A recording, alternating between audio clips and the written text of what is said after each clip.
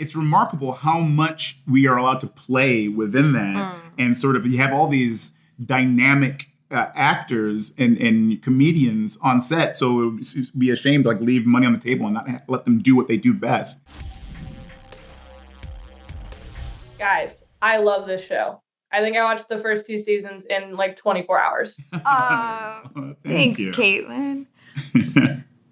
What did you want to bring to your characters in season 2 that you weren't able to explore in the first season? You know, I thought we'd actually really exhausted all the many facets of Zoe in season 1, but there are more. And it was fun to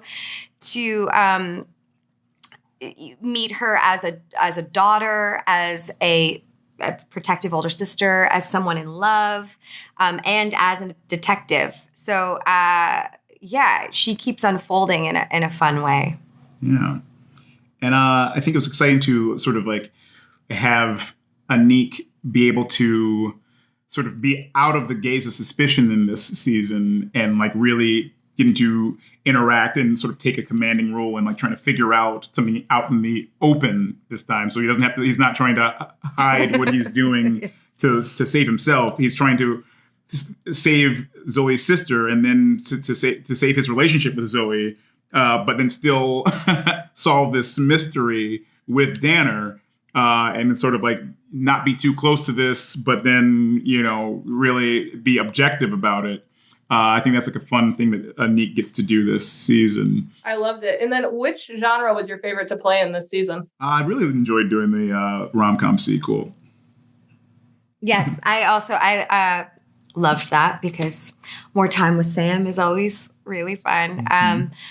I also enjoyed all the period genres, so like Hitchcock, film noir, Jane Austen, wigs, costumes. We get to go further into these genres this season, which was a blast. It seems like there's got to be a lot of improv on this because the hijinks are just wild. So what is it like on set with the improvisation, and how does that bring the comedy to the next level? You know, the show is on pretty tight rails because it's a murder mystery. So, you know, all the pieces have to fit. But it's remarkable how much we are allowed to play within that. And sort of you have all these dynamic actors and comedians on set. So it would be a shame to like leave money on the table and not let them do what they do best. And so everybody's so funny. And Anthony King and Chris Miller and all the directors have been so good about letting us sort of add what we feel we want to add and like sort of letting us play together. And so much of that shows up in the show. It's really terrific. Yeah, and you it was a real joy to watch people get inspired and just run with it. Hoping we have a season 3. Are there any genres you guys haven't been able to play in yet that you think would fit well with the Afterparty? I want to be in a Western. Yeah, I want to be in a Western real bad, actually. You know, drinking the sarsaparilla. Round them up. Round them up, you know what I mean? A water. Drinking a milk. A silent film. With Buster Keaton. Yeah. That's great. Yeah. Will sound like so much fun. And then Afterparty, one of the things I love is that it allows you guys to explore so many genres and through that portray different variations of your character.